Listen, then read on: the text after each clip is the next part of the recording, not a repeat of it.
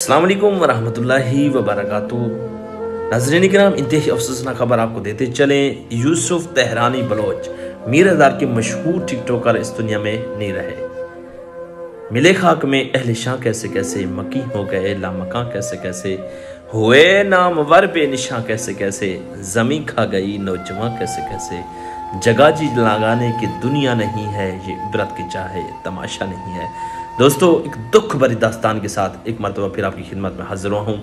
दोस्तों, यूसुफ तेहरानी मशहूर टिकटॉकर था और मीर हज़ार का रहने वाला था। सिंध के इलाके वो ड्राइवर था, तो बस चला रहा था। बस में जनाब वो जा रहा था, दो बसें आपस में टकराई और सिंध के इलाके में जनाब वो वहीं पर जहां बाग हो गया। इन्ना लिल्लाहि व इन्ना इलैहि राजिऊन। कि मशहूर टिकटॉकर मीर हज़ार की जनाब एक पहचान था और मीर हज़ार खान ये जनाब जतवई के बिल्कुल करीब है और हेड बगैन से आगे है। और ये जनाब इलाका मीर हज़ार की एक पहचान।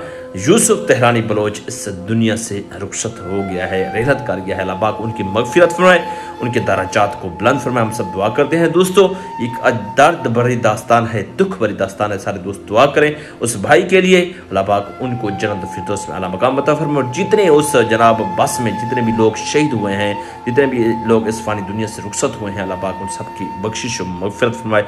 यूसुफ तेहरानी बलोच का एक दर्द भरी दास्तान, दर्द भरा सदमा पहुंचा है। तमाम मुसलमान जनाब इसके लिए दुआ करें। और क्योंकि देखें जनाब, यही ज़िंदगी होती है, पता भी नहीं चलता इंसान किस मोड़ पर इंसान का आखिरी वक्त आ जाए और वक्त तमाम हो जाए। तो सारे जनाब मौत की तैयारी करें, मौत को जनाब हर टाइम साथ रखें, क्योंकि किस मोड़ पर क्या पता ज़िंदगी का ख़ात्मा हो जाए और किस मोड़ पर हम सब का आखिरी वक्त हो जाए। तो अल्लाह पाक उस भाई के दराजात को बुलंद फरमाए।